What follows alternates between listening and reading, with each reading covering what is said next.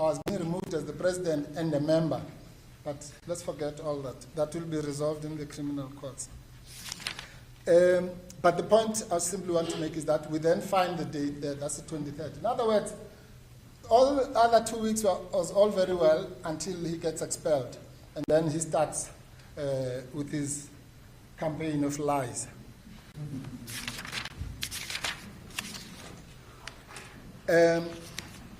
So that explains, because even myself, I was not able to make this connection until I found this date, as to why did he just sit and do nothing and actually celebrate, according to the clip, the replacement of Mr. Zuma as the party leader. So it's very simple. What happens is that Mr. Khumalo, like all of us, knew that the draw card for the election is the face of former President Zuma on the ballot. And we know how that has turned out. And like all of us, he knew that the logo, next to the logo is Mr. Zuma's face and not his face, then the election result would be favorable to the party. Knowing that, he was also informed by the IEC about what I call the symbiotic relationship between in other words, the price to pay for having former President Zuma's face on the ballot and getting millions and millions of votes is that he should resign as the party leader. And any pragmatic person would do what he exactly did, which was then to write the letter just before the deadline and give it to Ms. Zuma Sambudla and have it sent in front of everyone to the IEC. I'm quite sure if the IEC had said, we want this letter by the 12th of April, then the letter would have been sent on that day. But they said we want it today, 9 o'clock. They said that at 7 o'clock. So once the now disgruntled Mr. Khumalo, after his expulsion, which is not before this court, if he wants to fight that expulsion, he must go elsewhere. But once he was disgruntled about his expulsions, whether it's lawful or unlawful or whatever, is another matter. But once that happened, he then adopted this vindictive stance, which is fine. I would feel bitter myself if I was in his position. But what he's not allowed to do is to lie under oath in the process, because that is a crime. All of us would have been aggrieved, all of us would have maybe gone to court or not gone to court or whatever, or call those people who did that to you names. That's fine, that's human. But the line must be drawn at actually coming and having all of us sitting here on the basis of a pack of lies, demonstrable lies that he has concocted to I don't know to what end. So that's really the legal issue, because it goes to why his claim must be dismissed, as my learned friend said, but also it goes to the sheer abuse of the court process to an extent that one has never even seen. You know, this court previously found that Mr. Zuma had abused the court process. And let me tell you what the story was. It was because he had instituted private prosecution on a particular date, which happened to coincide with the some political conference in Nazareth. It was a different court. We just happened to be sitting in the same building. Oh yes, of course. It was this room. It was in this room, yeah. And but I take the point, yes. I happened to have been part of that panel. Yes, it's just a coincidence. I was on that panel. You know, that part, I'm not going there. But it was in this room, but you're quite right, Malady. It was the Johannesburg High Court, the full court at that. But just as a point of reference, I'm saying Mr. Zuma had received a letter from the NPA, I think at the end of November, and then 2 weeks later he instituted proceedings.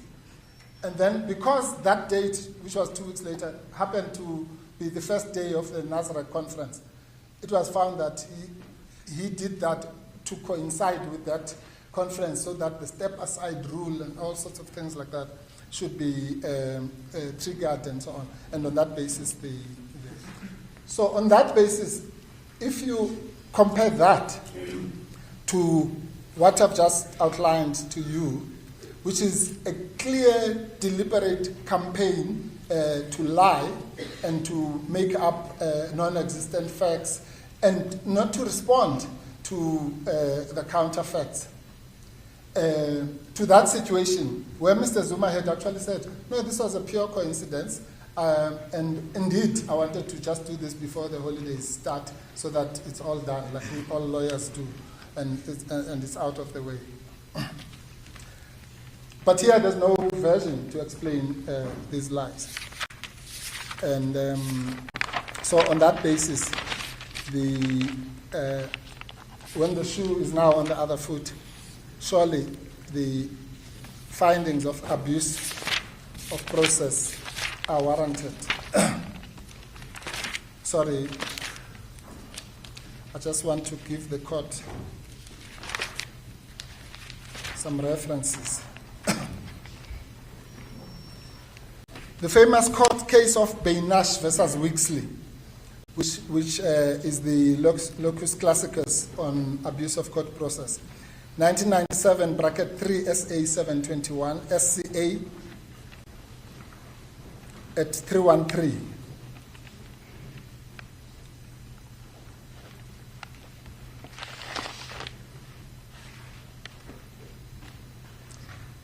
It says the High Court has inherent jurisdiction to protect, and such as any court, to protect itself from abuse of its process. And then at page 734, G to H, this is what the court said. Abuse of court occurs, quote, where the procedures permitted by the rules of the court to facilitate the pursuit of the truth are used for a purpose extraneous to that object. And as long, more than 100 years ago, well, yes, well, no, almost. In 1927, in SCJ, in Hudson versus Hudson, which was 1927 AD 259 at 268, said, abuse of process happens where, quote, an attempt is made to use for an ulterior purpose the machinery designed for the administration of justice.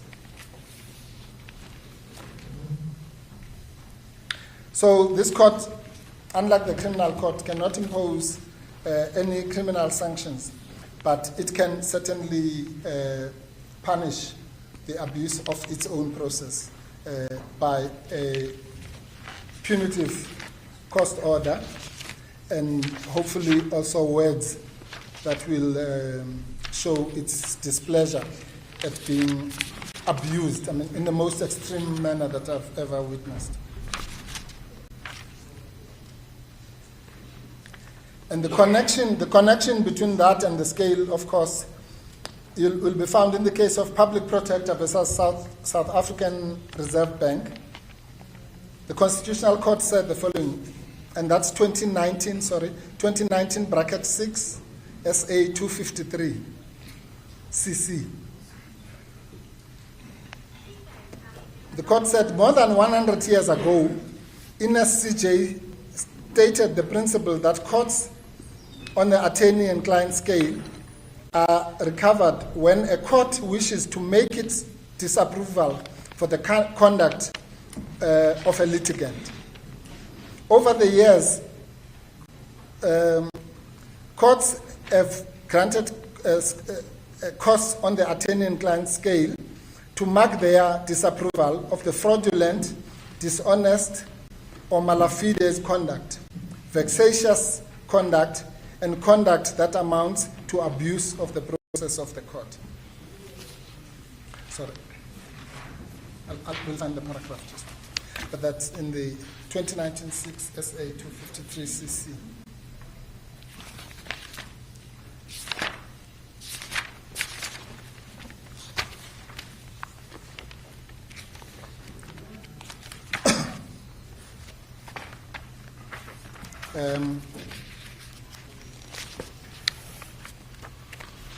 So let's then very quickly go to the two letters, page 62 and 63.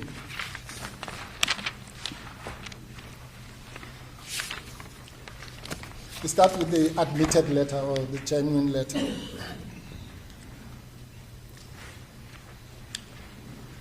Now, you have to remember that this is now a Mr. Khumalo who sends the first letter. He says, "This serves to confirm that in my capacity as the President of Congress, I hereby direct and authorize the Independent Electoral Commission to place in the final ballot paper next to MK Party logo and or brand that, sorry, this must be a typo, the face of President Jacob Zuma be printed in the final ballot print.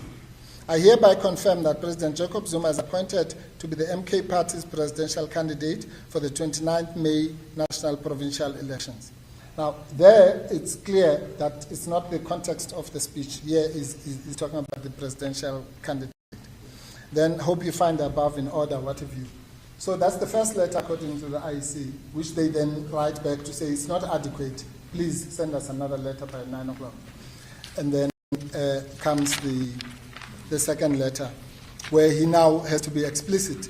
He says, "I hereby tender my resignation as party leader and request to be replaced by President Jacob Zuma. Also, I would like to take the liberty of informing you that a motion which stems from the National Leadership Corps," the one that he says he doesn't know, meeting where a decision was taken and concluded that President Jacob Zuma and that a letter be written to the IEC for the final and only inclusion of Mr. Jacob Zuma's face to be on the ballot paper as the recognized face and leader of the MK Party, face and leader of the MK Party for the 29 May 2029 national election. Based on the above, we, that means the MK Party now, or the leadership, we therefore request that in the face of President Zuma be in the final printed ballot paper next to the Mkhonto Wesizwe logo and brand. This is now, he writes this letter now at the time when he's now been armed with the symbiosis theory that the two have to go together. And that's why he's correcting to meet the deadline that has been communicated to him. That paragraph in the public protector matter is paragraph 8. Thank you.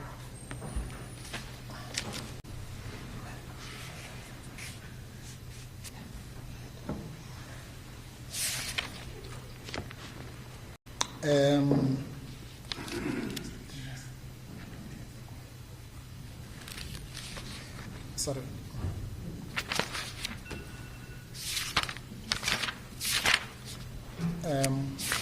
Sorry, I just want to refer, the last thing I want to do is just to refer to the IEC. I'm sure Mr. De Beer will deal with it, but just to emphasize the issue of the sequence of events from their point of view, because this is very interesting. Obviously, the people from that I represent have the version of what was happening from their side, where the meeting was taking place. But fortunately, the court is in a better position because it's also given the mirror. It's like a movie. You now get given what was happening on the IEC side at the same time. So they write to them, and then after they write, what happens? Then there's an email, then there are phone calls, and then these ones respond and so on. So you almost have a split screen of what was happening in the evening of the 9th of April. Sorry, it's just, yes. Paragraph 109 in particular, where Ms. Kressfelder now puts it clear to Mr. Khumalo, and it's put in quotes, I think, for a reason, because it's probably a verbatim. It says, "Will you kindly send us a letter to change the party leader, or are you not going to?" That's what was said before the earlier exchange that I had.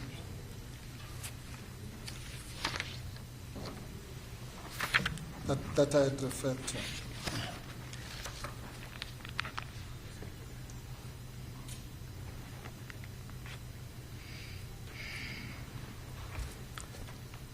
And at paragraph 9, just for cross-referencing, let's start at paragraph 8, 105 and page 105, sorry, paragraph 8 and 9. Paragraph 8 covers what Ms. May, my learned friend Ms. May, spoke about. Up front, I must emphasize that the Commission denies taking any unlawful decision. The Commission amended its records to reflect a change in the party leadership in the MK party after it received a letter from Mr. Khumalo as the party leader. Commission has also no power in law to determine who the party leader of a party is.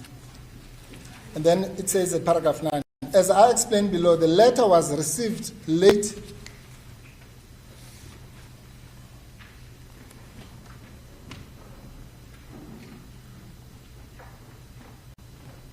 The letter was received late in the evening of 9 April 2024, after lengthy exchanges of emails between Mr. Khumalo and the Commission.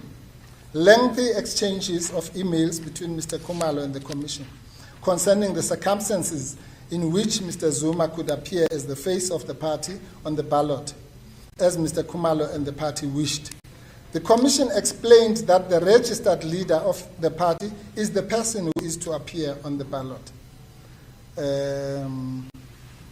So that's the context, including where they explain the so-called policy. But yes, if you talk about, as if there's any need to take the matter any further, Mr. Khumalo then tells us that after the 23rd of April, obviously, he says he then suspended former President Zuma. Now, somewhere in his papers, he also says former President Zuma was never a member of the MK party. So he was suspending him from what?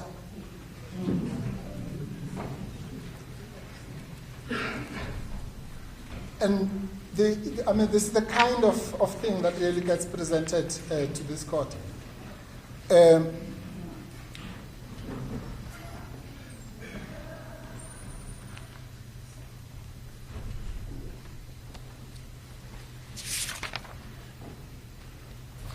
And again, if you follow that train, which we were not going to do, that train of thought, then it's clear that this was obviously after the fallout. These are issues which may or may not be resolved if they ever bring the correct application under Section 22A, big A, which is really what he should have done.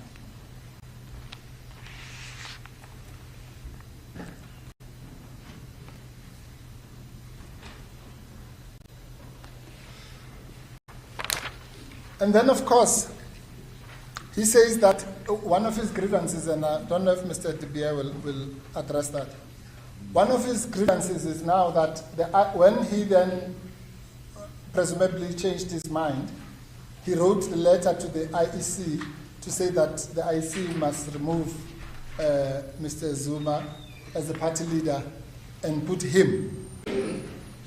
But the IEC, now, and that goes to what my learned friend was saying, if the IEC had done that, which is presumably what has brought us here, because the IEC refused to comply with that letter of demand.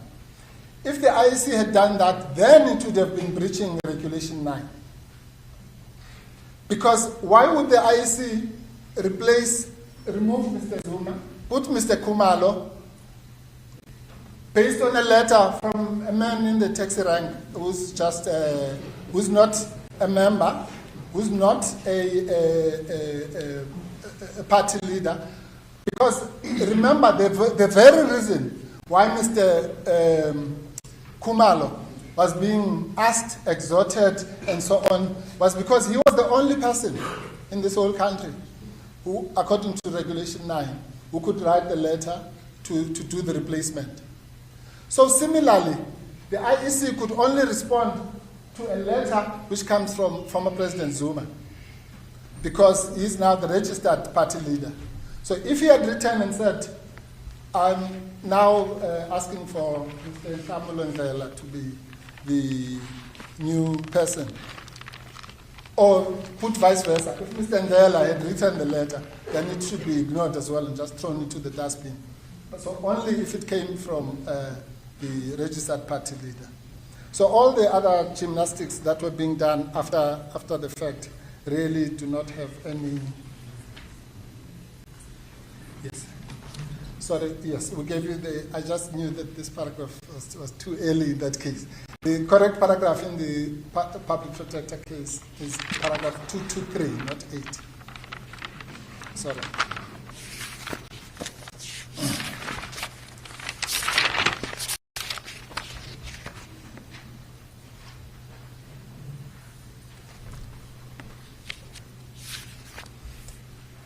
So we now know that Ms. Zuma Sambudla was, by the hand of Mr. Khumalo, the person who's supposed to be communicating with the IEC, but also was, despite his denial under oath, one of the persons that he had instructed should be inserted as a national leader. I don't even want to talk about the issue of the former president, because he says it very clearly in his speech as to the sequence of events, albeit that some of the dates might not tally with what we have.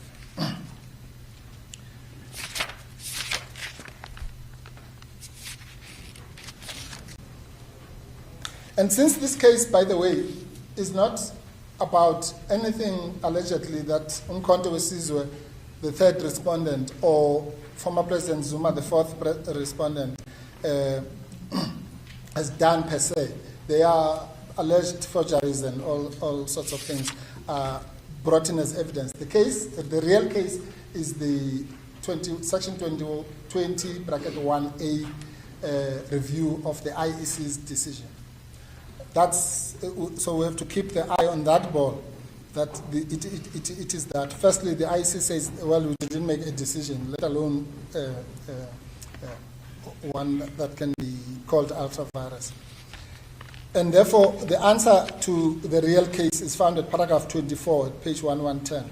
Against the backdrop where Mr. Khumalo had requested repeatedly for Mr. Zuma to be the party's face, the Commission had no reason to doubt the veracity of the letter whatsoever. The fact that it was emailed by Ms. Zuma Sambudla was of no concern to the Commission, since the request to have Mr. Zuma as the party's face had been made by Mr. Khumalo over the last few days, including in his letter attached to this affidavit as JK7. So one can simplify that what the IEC is saying as follows. What Regulation 9 requires is that you must have a letter signed by the leader. But Regulation 9 has never said the letter must also be emailed by the leader. It doesn't work like that. Imagine if there was a letter that says the minister must authorize this, or the chairperson of the board must authorize this. And then you come to court and say, no, but it was emailed by the company secretary. I mean, really? The point of the matter is that once the IEC received the letter signed under the hand of the principal, so to speak, or the designated person, then the IEC is has to be satisfied. That it was emailed by so and so and what have you is really not, is neither here nor there.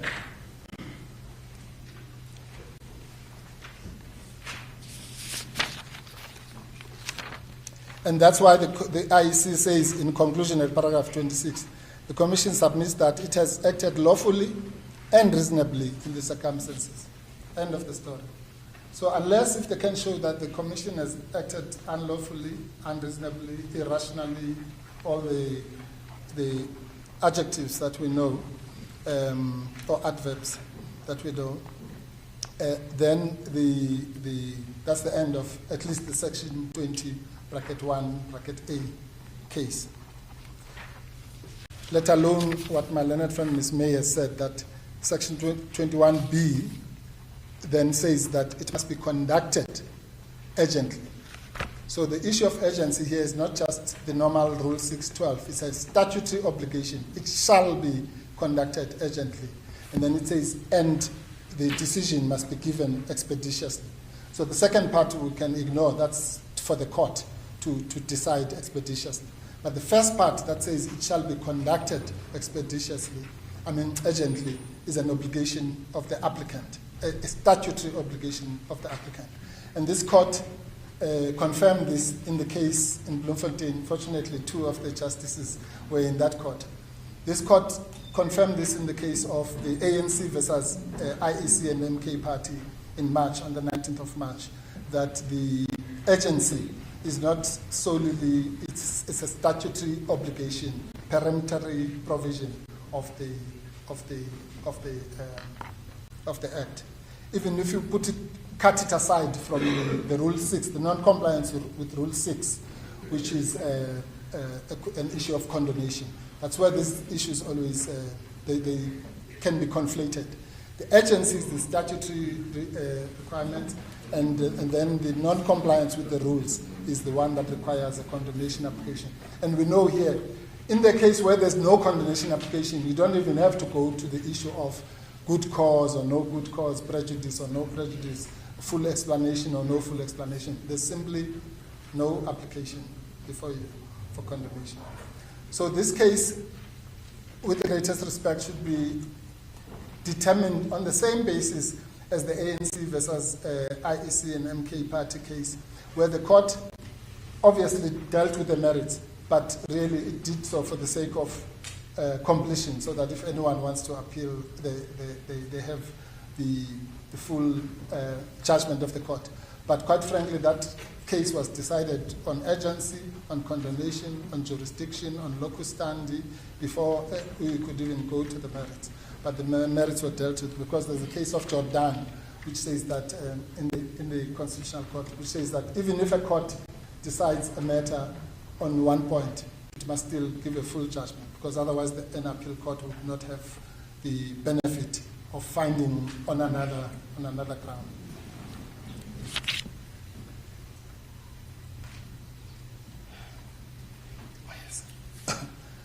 Thank you.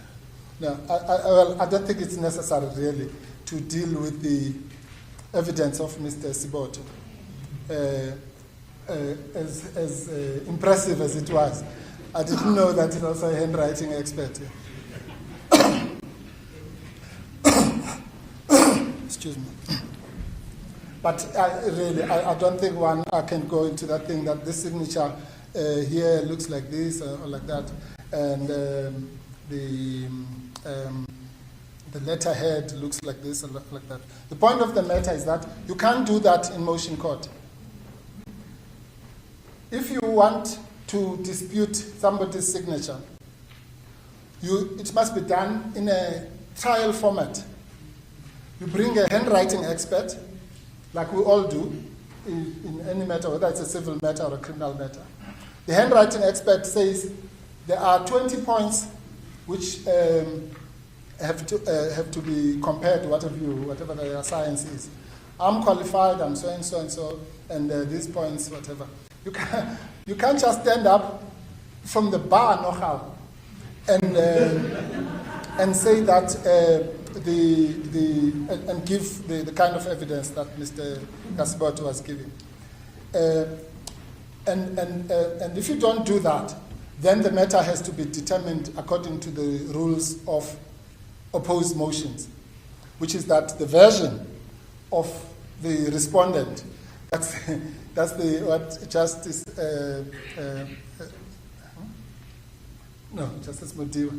Modiba's appropriate remark about the JSC interviews, because it looks like the Plascon Evans rule is the most misunderstood rule, simple as it is. Many people have lost their chances to be judges, and I think Mr. Siboto must not apply very quickly. The Plascon Evans rule is very simple. It says that if in motion proceedings, because we cannot cross-examine people, the version of the respondent, unless it is so far-fetched that just on the papers it can be dismissed, must be taken as true. And once so a motion court has no choice but to take that version as true, subject to the exception. And that has been said in the cases of Plascon Evans, Whitman, and a long line of cases. And that is why, if you really feel strongly about it, then you have to say, under Rule 65G, you then say, well, this particular aspect must be referred to oral evidence. Why? Or to trial. Why? Because, again, in that setting, then the handwriting expert will be called, they will call their handwriting expert, we'll call our handwriting expert, we'll cross-examine theirs, they cross-examine ours, and so on. So, really, that's just really something that the court doesn't need to bother about, armed with the Plascon Evans rule.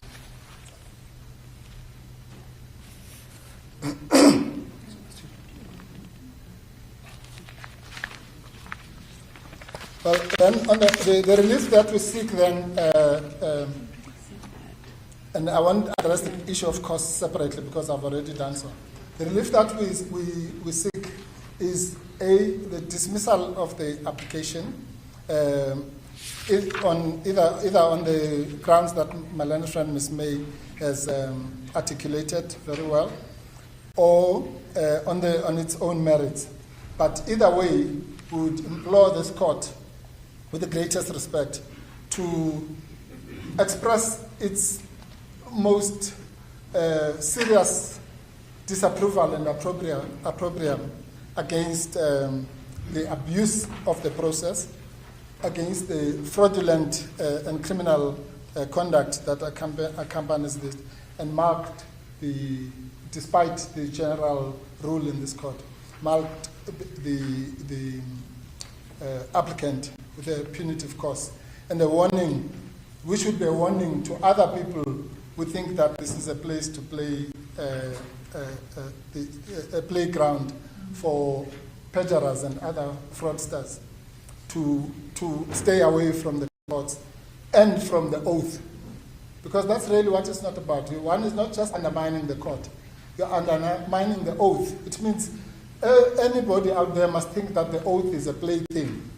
You know, you just go there and you raise your right hand and say, "So help me God," but you just know that underneath that is a pack of lies. That's a serious crime against society now, not against the court, against the public. It's a criminal offense. And so, as I say, because we just don't have the time to explain the gravity of the matter, the court, we trust that the court, just on the 3 or 4 counts of perjury that were referred to, But whatever the court says or does not say about that, I can assure you that both Ms. Zuma Sambudla has given instructions to her lawyers to mount a serious case of defamation against Mr. Khumalo, and will lay charges, as she says, as it is put in the papers, will lay criminal charges for perjury. So this court doesn't have to, as I say, deal with those issues in detail. It must just express its disapproval at being abused. And therefore, the next order that we seek is, prayer 1, which is the agency prayer, must not be granted. Prayer 2 must not be granted. Prayer 3, which is the substitution order, must be dismissed as well. And the order of attorney and client cost and client costs should accompany the matter. Unless if the court has any other issues, those are our submissions. Mpofu, can I just ask for confirmation that as far as the merits is concerned, at the heart of the matter is this factual dispute relating to the authenticity of the first letter of the 9th of April. Yes. And if I'm...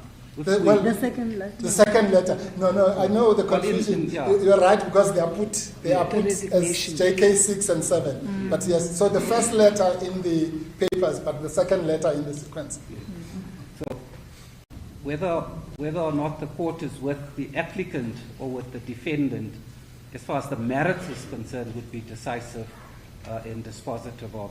And it really, the point that I'm trying to make is that it's a factual matter. Yes. That needs to be decided on the basis of the principles applicable to factual disputes in motion court proceedings. Absolutely, Justice Adams. We make 2 points on the merits. The first one is a legal point, where we say the doctrine of Alpha doesn't even feature. Yeah, I'm saying, but assume that aside, yeah. Yes, assume specifically of the merits absolutely. issue. Yes, on the merits, it's a factual issue. That's why we have that heading that says the so-called forgery issue. Yes. So yes, it's literally 2 mutually destructive versions, where they say they only signed 1 letter. We say, on the basis of everything we've said, they signed both letters. And that's the factual dispute which, on Plascon Evans, has to be resolved on our side. That's correct. Thank you very much, Justice. Thank you, Mr. Mpofu. As God pleases. Mr. Dibia. Just, I see it's 1:15. I'm not sure if the court wants to take lunch. You promised that you'll only be about 10 minutes? Yeah, at maximum, yes, Judge. Okay, I think let's proceed. Okay, thank you, Judge. Judge, in all seriousness, what I want to say up front is this, is that my client, the Electoral Commission, and the Chief Electoral Officer, their job is to apply the law. And they need to do so impartially and without fear, favour, or prejudice. My client, the Commission, doesn't apply the law based on who's before it, who the identities of the parties are. It looks at what the law requires and what the facts are. And that's precisely what's happened in this case. The court is well aware from the February judgment that the Commission has absolutely nothing to do with internal party fights. That the Commission has absolutely nothing to say about who the leader of a party is, who the leader should be, etc. And therefore, it really has nothing to say about the core issue in this case. Justice Adams points out that the core issue is a factual dispute, and I think that's correct. The Commission has provided evidence of what happened from its perspective to assist the court. But I'm not going to make submissions on that. The crux of what I need to say is this, is that when the Commission registers someone as a party leader, it is not making a decision that has direct external legal effect.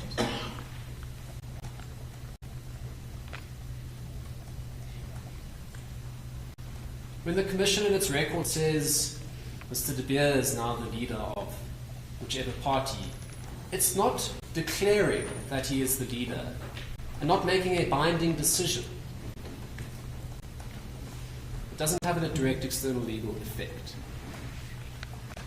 And that really means, justices of the court that there's no decision to be reviewed here. I think Mr. Mpofu called it a clerical decision, and I think that's an apt way of describing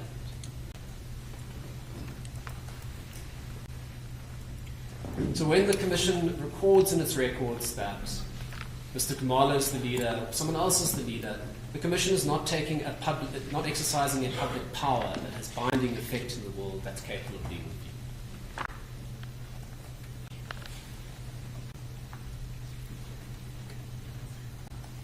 Now, I really have two headings to deal with in my submissions. The first is just to clarify a few matters that have come up in argument, just to clarify what was said by my colleagues, to make sure that the court has the correct position. And then the second is just to speak about the practicalities of communicating with parties in circumstances where the Commission can't decide who the party leader is. So on the first topic, things that came up in the addresses of our colleagues, Mr. Kasaboto says that the Commission says that there's a policy that only the leader of the party may on the ballot, but they've never seen this policy. And that's true. We didn't attach it to the answering affidavit. But what I can say is this. We don't have to go there. The Commission says in the answering affidavit there is this policy. And in reply, so that's paragraph 17 of the answering affidavit at page 108. And in reply, paragraph 23 at page 131, it's noted. In other words, it's admitted that there's a policy. Now, the reason why we didn't touch the policy is because we had to prepare the affidavit under immense pressure. But the Commission can provide the policy to the court to Mr. Khumalo. We've got no difficulty with that. I think I even have a copy of the policy in my email, so we can attend to that. But there is a policy that says the leader of the party is the person who appears on the ballot. And that was a policy decision the Commission was perfectly entitled to take. The second matter pertains to Ms. Zuma Zambudla. She was registered as the OAP on the Commission's OCNS system. Justice Adams will know it quite well from the various matters we were involved in. And that's in the papers at paragraph 16 of the the explanatory affidavit of the Commission at page 108. There's a letter attached to the third and fourth respondents' answering affidavit where this request is made. So that was her position, to communicate that. The third matter, just to clarify, is that Regulation 9 currently says that only the registered party leader can communicate changes to Annexure 1 to the regulations. The previous version of the regulation said that it could be the registered leader or the registered contact person of the party. Mr. Kasaboto said it could be an authorized person, but that's not correct. But as of now, it's the registered leader of the party. Registered leader of the party. And the Commission took the choice of saying we have to have one point of call. Mr. Mpofu has explained if the Commission was opposing, maybe he would have given all the submissions already as to why the Commission would be opposing. We're not opposing. We've given the evidence. And I don't need to take it any more further than that what happened is on the record before the court.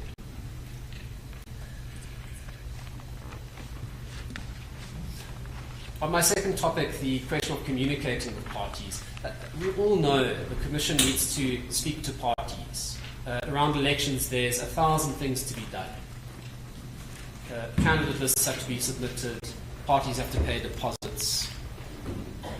So, in order to deal with this practical problem, the Commission requires parties to say, this is who you can speak to when we're making changes to it, and that's in the regulations that have been referred to. Regulation 9 was upheld, the constitutionality, by this court in February. Justice Woodley, you wrote the judgment on the merits. I think the whole court agreed with you.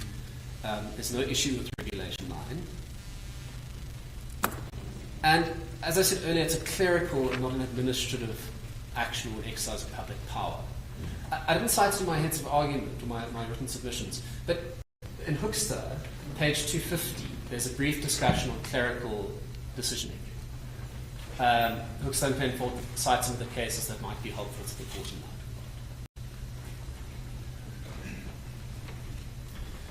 Justice Madiba, unless there are any other questions that I can assist the court with, those are my submissions.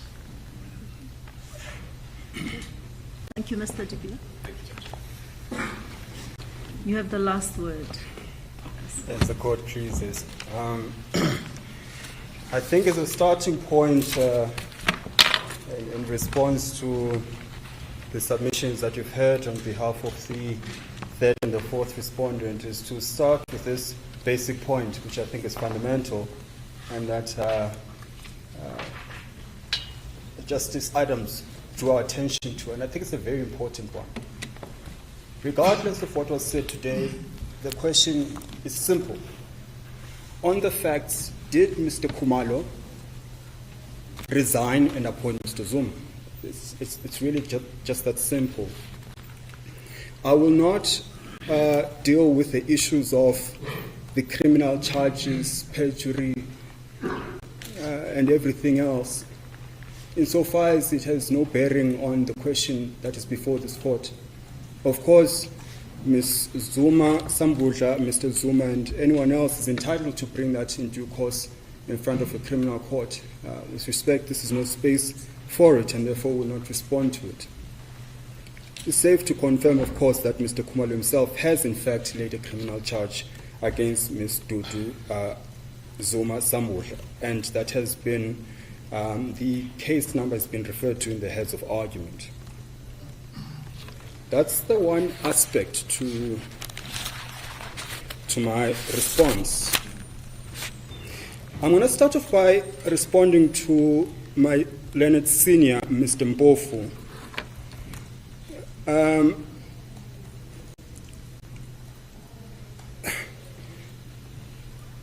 Mr. Khumalo's argument is not that he was expelled and this court must find that he was unlawfully expelled. That is not his case. Mr. Khumalo's case is not that the IEC took a decision to substitute one president for the other. Mr. Khumalo's case is the IEC improperly exercised its power in terms of Regulation 9 in effecting that change. That's the entirety of his contention.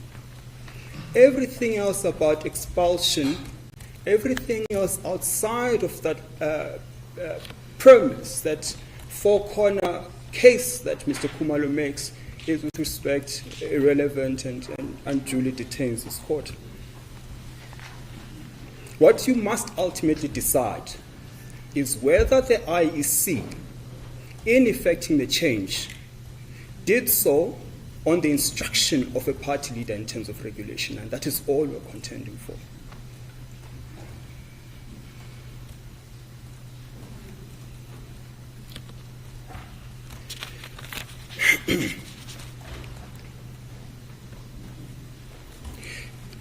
Then there's an attack that all we ask for over and above the declaratory is a substitution order, and we do not contend for a remittal and so on. I mean, of course, if you are with us on having the inherent powers to pass just and equitable orders, then if you take the position that it's a remittal instead of a substitution, of course you've got that power.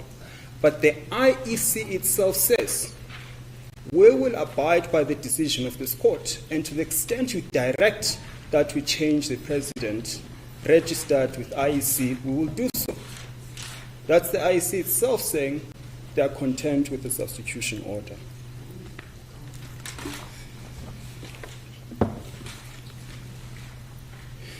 We have been accused again for failing to respond to the contention that my client himself calls Mr. Zuma president. We of course have responded in the replying affidavit, paragraph 9 specifically, where we narrate exactly what I narrated to this court as to what he meant when he called him Mr. President, which he has done even before the purported letter came about, and there is no dispute around that. The fact that he's always called him a president, and in the replying affidavit we evidence saying.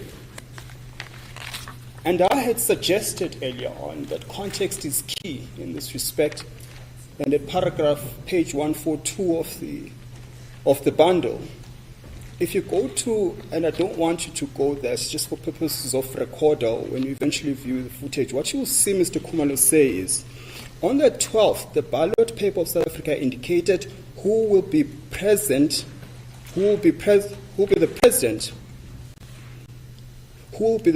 of Mkhonto Sizwe supposed to be. On the 12th, the ballot paper of South Africa indicating who will represent Mkhonto Sizwe was supposed to be issued.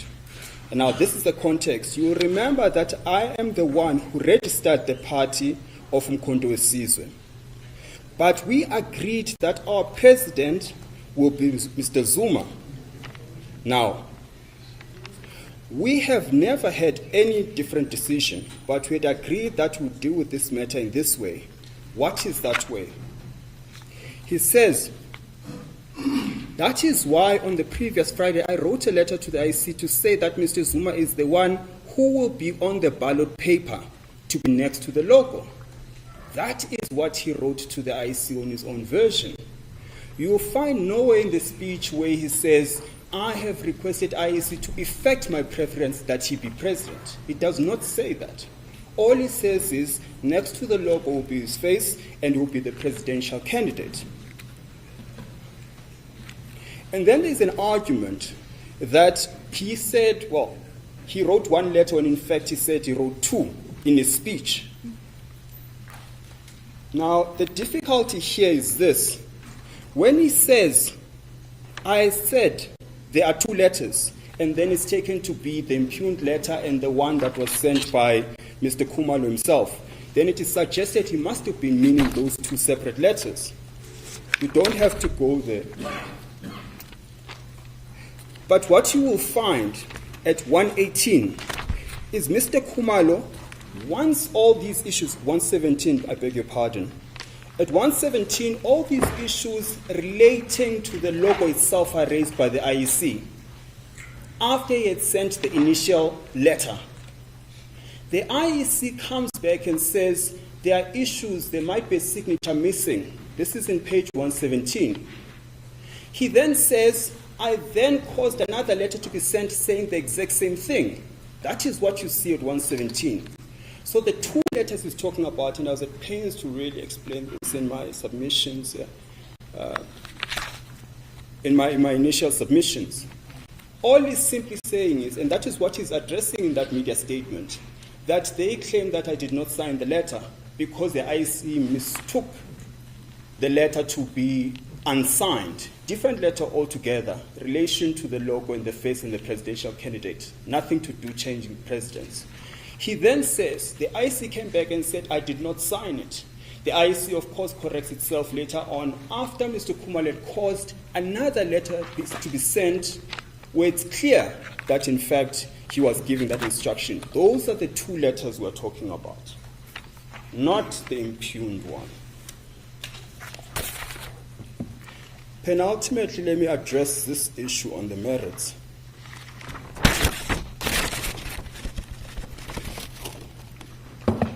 My senior and my learned friend on behalf of the IEC say there's this policy, and of course it's been conceded that this policy has never been furnished, at least not on the papers. We do not know of the existence of this policy. But assume for a second that the policy exists. That is of no moment, because even if it's a requirement that the same person who's the face of the party be its president or its leader, does not in itself justify incorrectly changing the party leader. It could well be that if Mr. Khumalo knew about this fraudulent letter, if he knew about this policy, he could well have taken a decision, well, then I will be the face and I will be the president. It was well within his powers to make that decision. It could well be that he could have decided, along with the other leadership, interim leadership of the MK, that someone else must be the president and the leader. It could well be that he would have agreed that Mr. Zuma must be the face and the leader. It could well be. And there's, of course, submissions from the bar about, the tactics of who the face is and what have you. Assume Mr. Khumalo accepts that. It can't be that without his consent, regardless of how practical it is that Mr. Zuma must be the face, it can't be that absent his actual consent, that must be done or should be done as the IEC has. So even in the existence of a policy, even if it exists, it does not follow that simply because Mr. Zuma is the face, as per Mr. Khumalo and his wishes, it must follow that he must be the president. At any point, Mr. Khumalo could have made a decision as to who the president is and who the face will be, which he could not then make a decision on, because he was his letter was, the purported letter where he resigns was, of course, fraudulent. So nothing turns on the fact that there was a policy and what it provided for.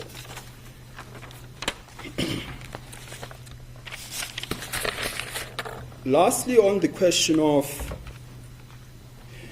and then Mr. Mpofu had suggested that, well, if Mr. Khumalo did not tell Ms. Zuma of this request from the IEC that the same person who's the face must be the presidential candidate, how would she have known if she was not told by Mr. Khumalo? Well, she would have known because she's copied in that email from the IEC. So if you have reference to page 115, where the IEC writes to Mr. Khumalo saying we need to have one face who's also the president, Mr. Duduzile Khumalo is copied in that email. Ms. Duduzile, her face certainly does not suggest she's a mister. Now, she would know because she was copied in that email. In response to that request, Mr. Khumalo vanishes. And the reason given for Mr. Khumalo being copied is because he was in the same room. With respect, that is an untenable proposition.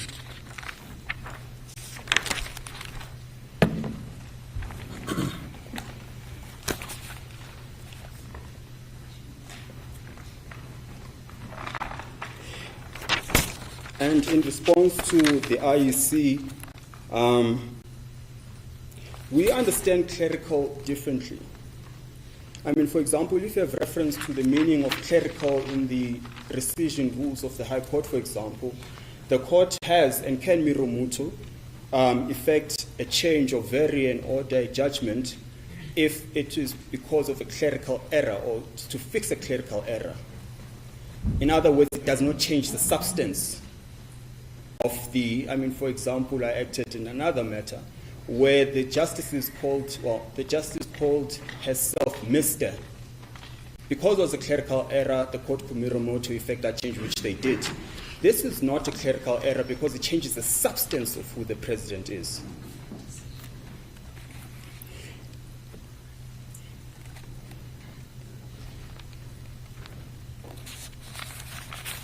Finally, as to whether a decision was taken or not, Hoekstra explains that a decision is one that has an external legal effect, adversely affecting the rights of one. That is precisely what you're contending for here. Decision is not decision in the ordinary grammatical sense, at least legally. It's got all those elements, and those elements are the ones I'm suggesting, and they are met in this case, because that is precisely what Mr. Khumalo is contending for.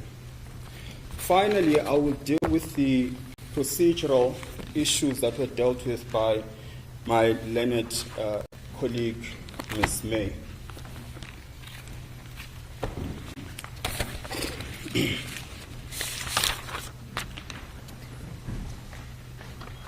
Mr. Kasiboto, before you get there, I'm so sorry to interrupt you.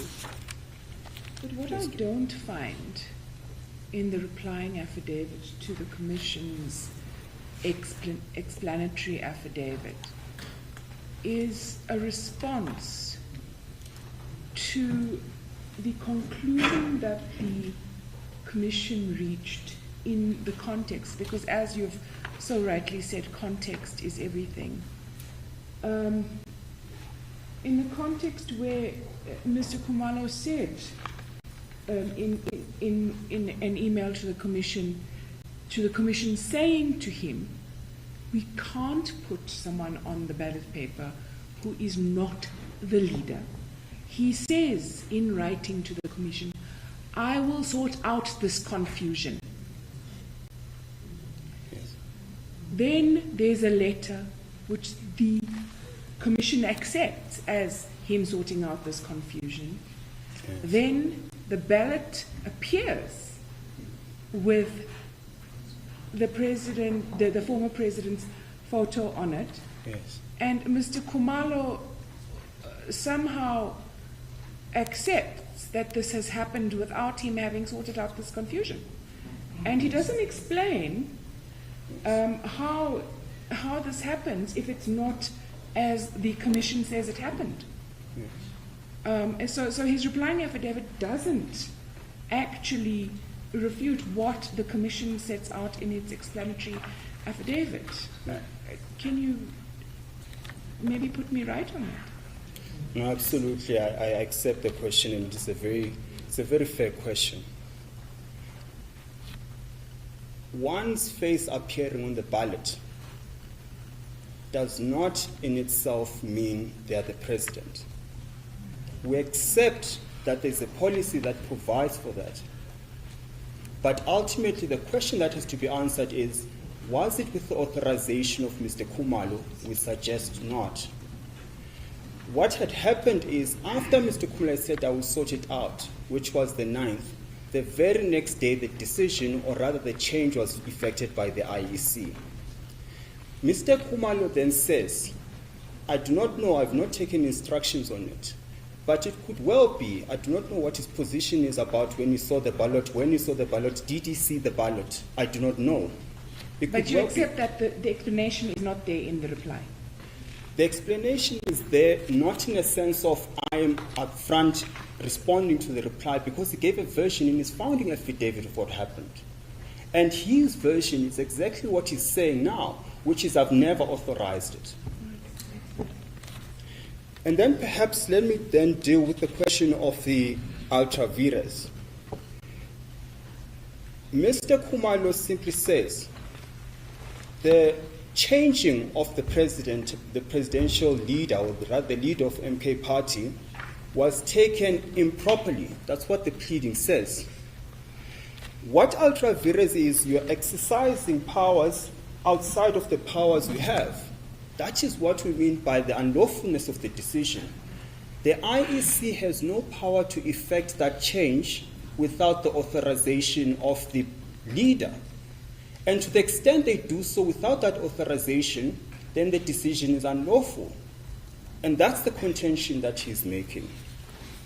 And we're saying Regulation 9 confines the IEC. To the extent they exercise power outside of that, then they're clearly not relying on Regulation 9 in so exercising or in so making that change.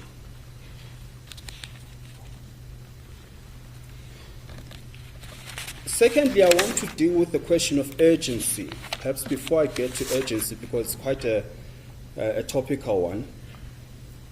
What we have drawn to this court's attention is Section 22A of the Act, which says the IEC, or rather the Commission, has the power to decide leadership constitution of a registered political party. That is all Mr. Khumalo is asking this court to do.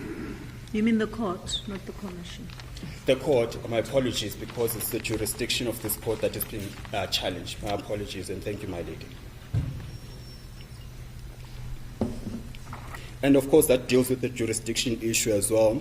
As far as condonation is concerned, so my learned friend, Ms. May, says, well, our replying affidavit came in late, and it prejudices her clients. What she does not tell you is how we got there. Firstly, she says the answering affidavit was due on the 20th of May. Well, it was due way before then in terms of the notice of motion, because the dominus litis in urgent application decides the dates. And she does not or rather respondents do not comply with that notice. This court then issues directives, the registrar issues directives, the respondents do not comply with it. And at the point Mr. Khumalo is preparing heads of argument, then the answering affidavit comes. Mr. Khumalo then asks the registrar, we do not know what you make of the late answering affidavit. Should we reply to it? There is no response. And it is at the point where clearly there will be no response that then ex optandi cautela the decision is taken to file the replying affidavit.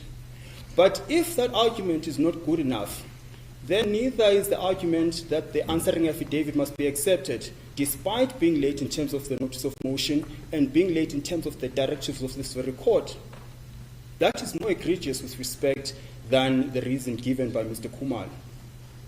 So, on the same vein that the replying affidavit must not be accepted because it was belated, neither should the answering affidavit.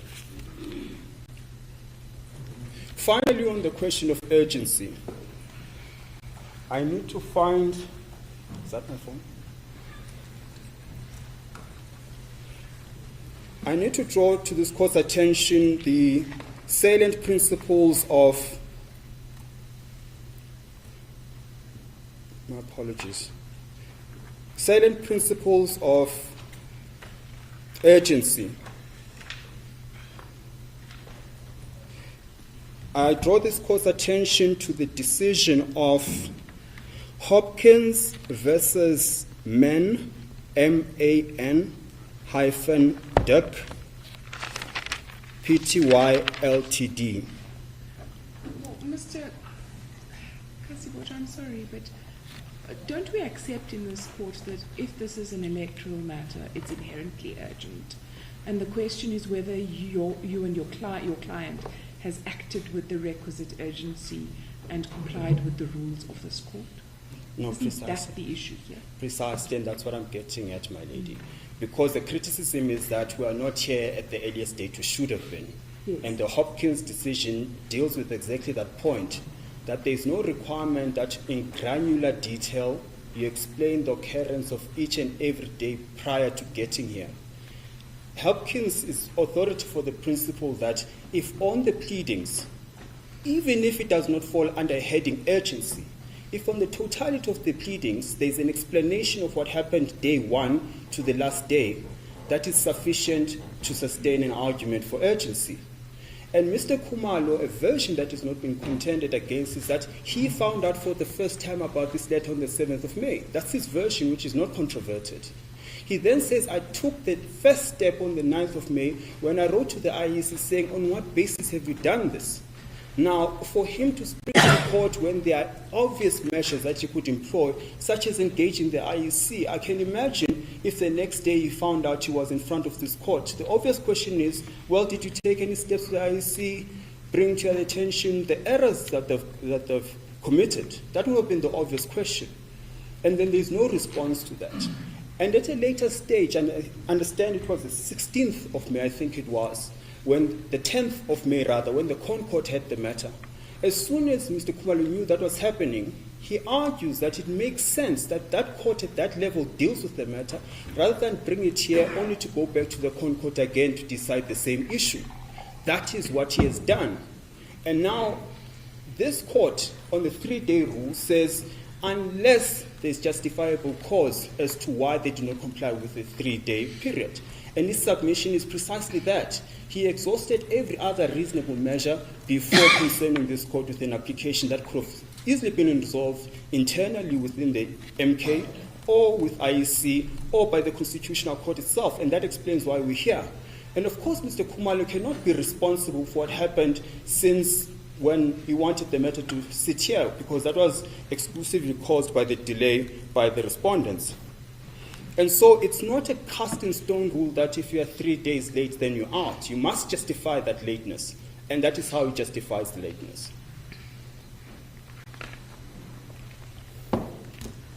And to the extent there is a suggestion that this is not a reviewable decision, what's the consequence of that? The consequence of that is even if you accept that Mr. Khumalo did not ask for this change, there's nothing you can do because it's not a reviewable decision. At what point then does the court get to exercise the power in terms of 20 sub 2 sub A in instances such as this? of course it means this court has got the power to decide the issue. Absent that, it will just sit there simply because on principle this decision is not reviewable.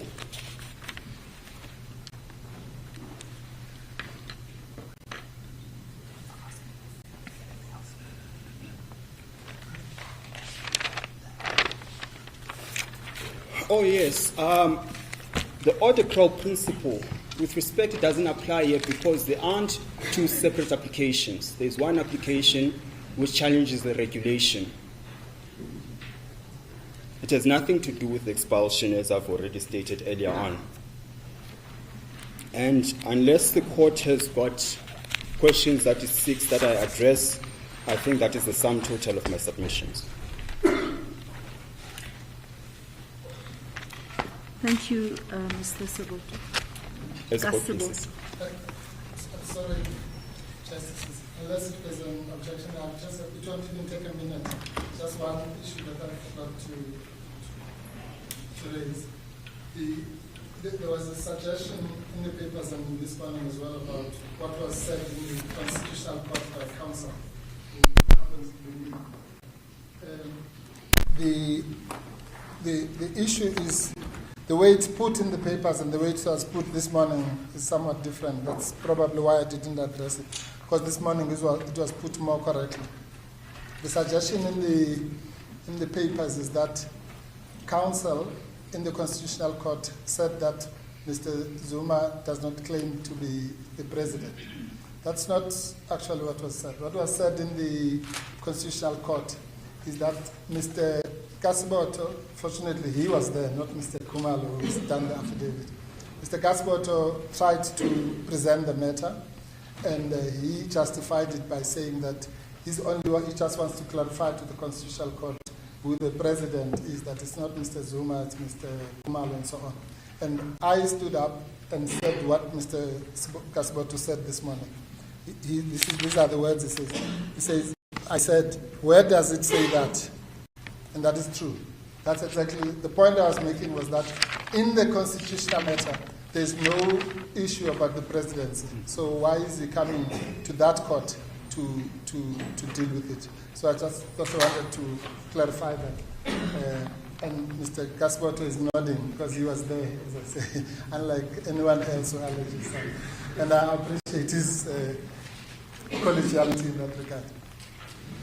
As a court, please. Thank you, Mr. Mpofu. We've come to the end of today's proceedings. I'd like to thank all the legal teams for their assistance. We will be deliberating on the judgment and rendering a written judgment. Judgment is reserved and the proceedings are adjourned. As court pleases. I'm indebted to the courts.